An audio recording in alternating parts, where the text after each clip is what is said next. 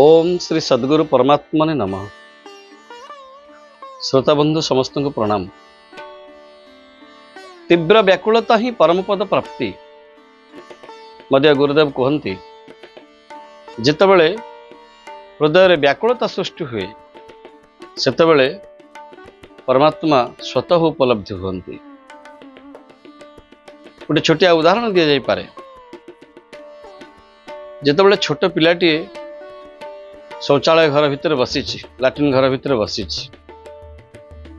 जदि से घर भितर गोटे छोटिया जंतुटे किसी देखीदेला असरपाटे हो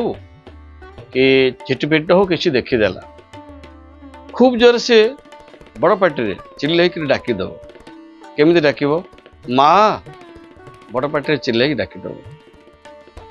जितेबले व्याकुलतार सहित माँ बोली डाकी दिए माँ से जदि रोषे घरे भात गालु थाए छुआर डाक ता कान पड़ा मात्रे तुरंत सही मुहूर्त से छाड़िक पलि आसो छुआ पाखक। श्रोता बंधु एक कथा आप अस्वीकार करेंगे कि माँ जदि कह नहीं भातटा गाली सारे तो पाखक जीवी तेबे अनुभव हम छुआर व्याकुलता माँ अनुभव करि नाही। मार हृदय एमती से छुआर व्याकुलता को अनुभव करें तुरंत सही मुहूर्त दौड़िकी जाकर छुआ पाखे पहुंची जाइए। देखे लाट्रिन घर भीतर छुआ मैलार असना हो जाइए। मैला कहले लाट्रिन घर झाड़ा जाइए झाड़ा ता देह सारा लागिक अस्तव्यस्त असना होकर अच्छी। कहतु तो कौ माँ कह कि तू एमती असना होकर अच्छु अपरिष्कार अवस्था अच्छु मुझे केमती काखेबी ते केमती कोलेबी गोटे कम कर से तो पानी अच्छी सफा हो जा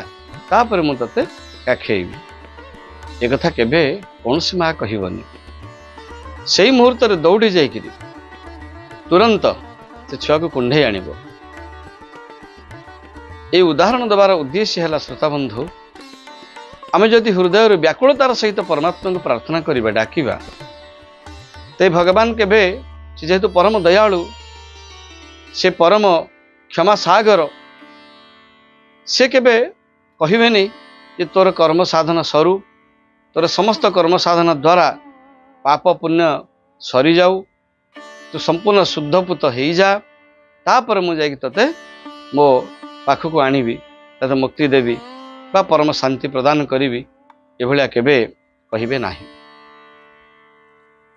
सेई मुहूर्त भगवान ताको निजर कर लेबे। तार समस्त कर्मफल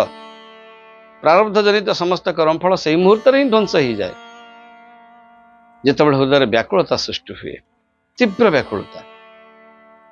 उदाहरण टी दि जाई पारे। आम पाखरे पैसा किछि अछि चलीगला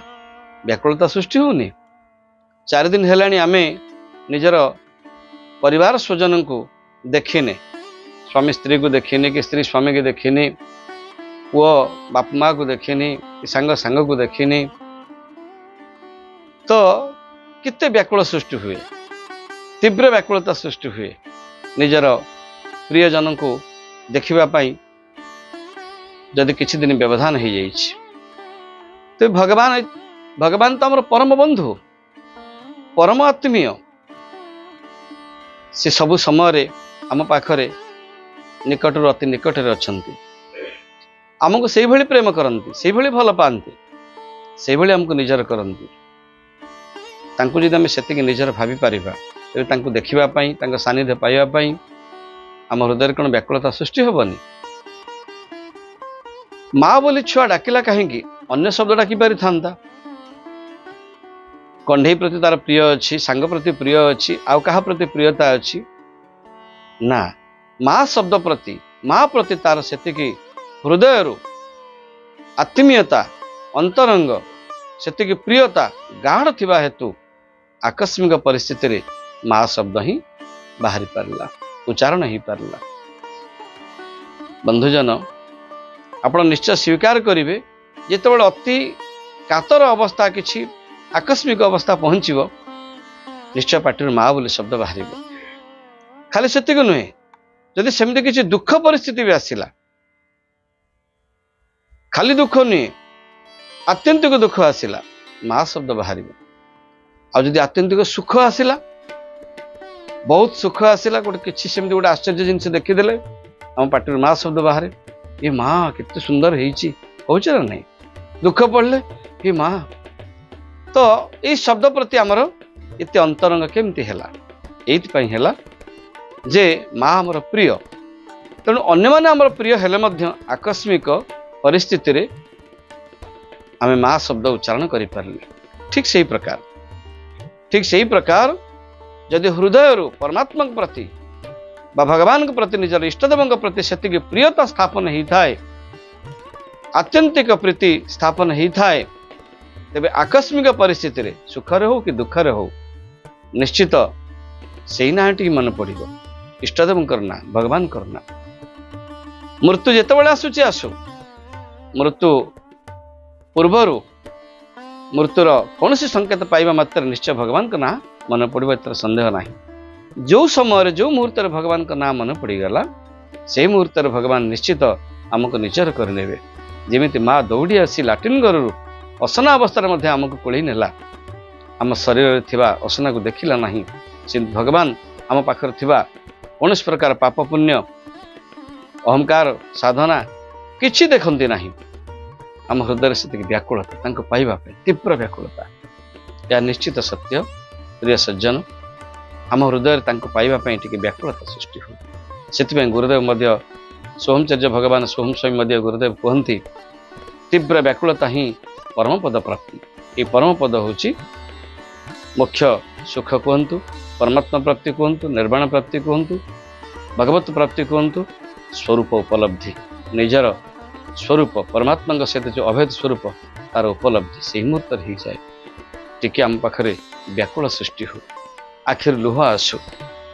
जो मुहूर्त आम आखिर लुह आसे से मुहूर्त से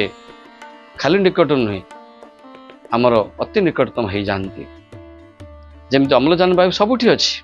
जो डीएसएल मारे से प्रकट हो परमात्मा सर्वव्यापक जेहेतु सर्वव्यापक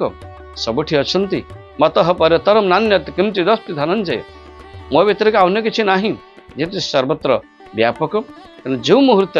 जो प्रार्थना करवा से मुहूर्त से निश्चय प्रकट हे इधर संदेह ना से पूरा कथा देइछन्ति केवल से विश्वास व्याकुलतार से प्रार्थना करवा